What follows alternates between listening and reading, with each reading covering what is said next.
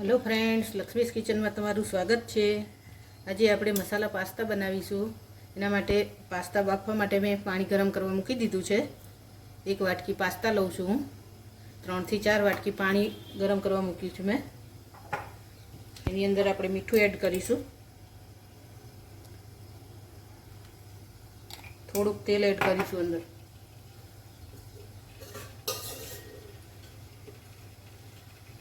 થોડુંક જ તેલ એડ કરીશું જેથી કરીને આપણા પાસ્તા બાફતી વખતે અંદર ચીપકી ના જાય।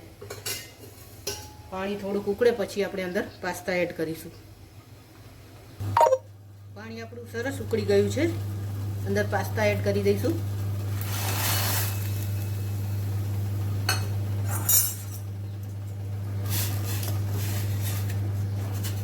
પાસ્તા આપણે એકદમ નથી બાફી લેવાના, થોડા કાચા રહે એવા જ બાફીશું। થોડીક વાર બફાવા દઈશું એને।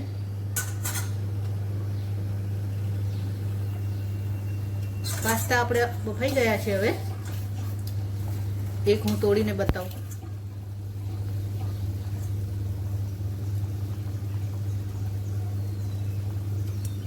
જો ફ્રેન્ડ, આટલા તૂટી જાય આવી રીતે ત્યાં સુધી જ આપણે બાફવાના છે, વધારે નહીં બાફીએ, નહીંતર હજુ આપણે વઘારીશું તો પછી વધારે બફાઈ જશે તો બધા એકદમ ઓગળી જશે તો મજા નહીં આવે।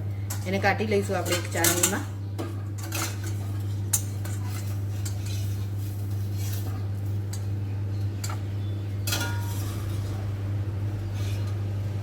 નીતરવા મૂકી દઈશું આને કાઢીને। હવે પાણી બધું જ નીતારી લઈશું, અને વધારે કૂક થઈ ગયા હોય તો આપણે થોડુંક પાણી ઠંડુ એડ કરી દેવાનું ઉપર, જેથી કરીને કૂક થતા ના રહે।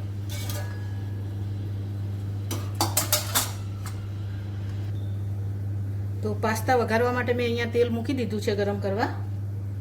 થોડાક વેજીટેબલ લઈ લીધા છે મેં। ગાજર લીધું છે, કેપ્સિકમ અને ડુંગળી લીધી છે, એક અડધું કેપ્સિકમ છે, અડધું ગાજર, અડધું લીલું મરચું લીધું છે, અને 2-3 કળી લસણનું લઈ લીધું છે। જો તમારે વધારે લેવું હોય તો લઈ શકો છો। તેલ ગરમ થઈ ગયું છે આપણું, લસણ અને મરચાં એડ કરી દઈશું।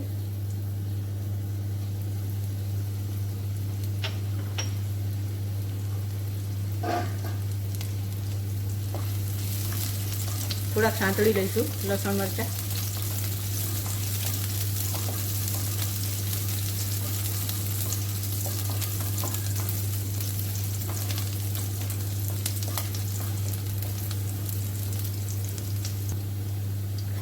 લસણ મરચાં સંતળાઈ ગયા છે, વેજીટેબલ્સ એડ કરી દઈશું।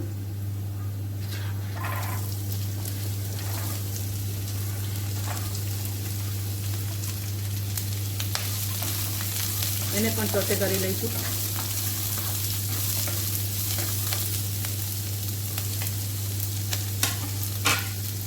થોડુંક મીઠું નાખી દઈશું અંદર। પાસ્તા બાફતી વખતે આપણે મીઠું એડ કર્યું છે, તો આમાં આપણે થોડુંક ધ્યાનથી મીઠું એડ કરીશું।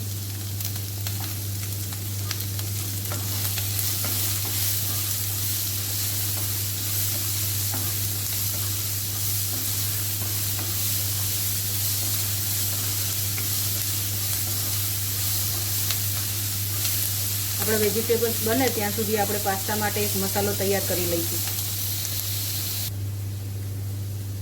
લાલ મરચું લઈ લઈશું આપણે। તીખું તમારે જે પ્રમાણે ખાવું હોય તે પ્રમાણે તમે કરી શકો છો। ધાણા જીરું લઈશું, થોડીક હળદર,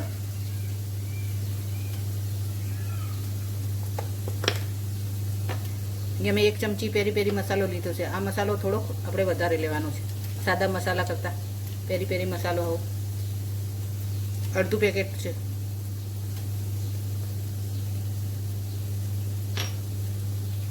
કાળા મરીનો પાવડર થોડોક એડ કરીશું।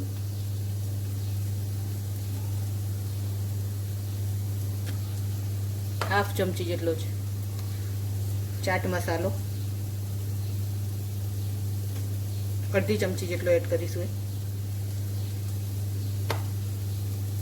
બધું મિક્સ કરી લઈશું।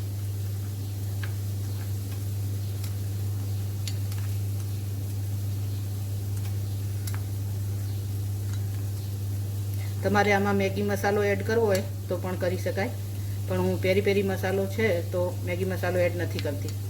તમારી જોડે પેરી પેરી મસાલો ના હોય, મેગી મસાલો હોય તો એ પણ ચાલે.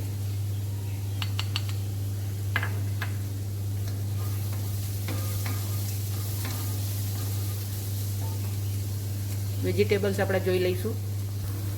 વેજીટેબલ્સ આપણા સોતે થઈ ગયા છે.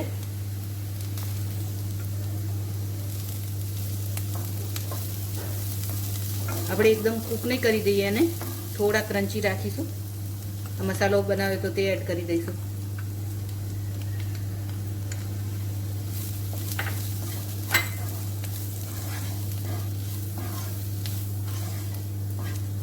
તેલ આપણે બહુ નથી લેવાનું ફ્રેન્ડ્સ. આમાં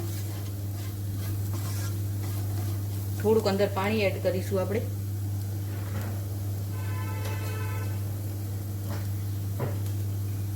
પાસ્તા બાફ્યા હતા તે જ પાણી લઈશું આપણે થોડુંક.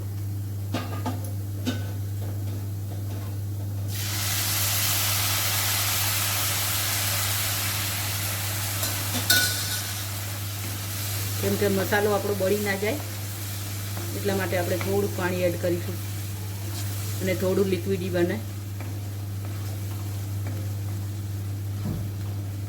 પાસ્તા એડ કરી દઈશું અંદર.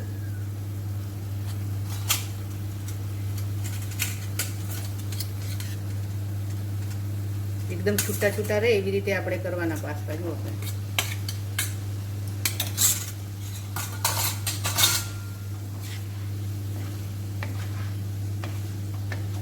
બધું સારી રીતે મિક્સ કરી લઈશું અંદર.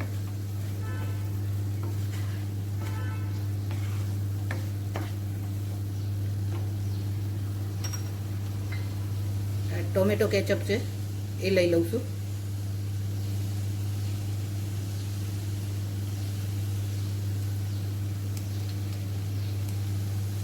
બે ચમચી ભરીને તો મોટી.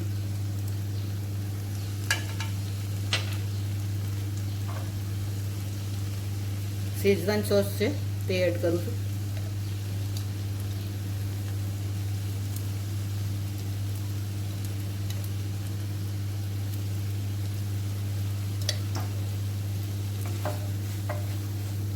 સારી રીતે મિક્સ કરી લઈશું બધું જ. આમાં તમારે હજુ થોડુંક પાણી એડ કરી અને લિક્વિડી કરવા હોય પાસ્તા તો કરી શકાય છે. ડ્રાય બહુ લાગતું હોય તો થોડુંક આપણે પાણી એડ કરી અને એને ચડવા દઈશું. આમાં પછી તમારે મસાલો ટેસ્ટ કરી લેવાનો તમારા ટેસ્ટ પ્રમાણે. જેટલું તીખું જોઈતું હોય તો તમે શેઝવાન સોસ એડ કરી શકો છો હજુ વધારે. થોડુંક પાણી એડ કરી અને હું ઢાંકીને રહેવા દઈશ થોડીક વાર માટે.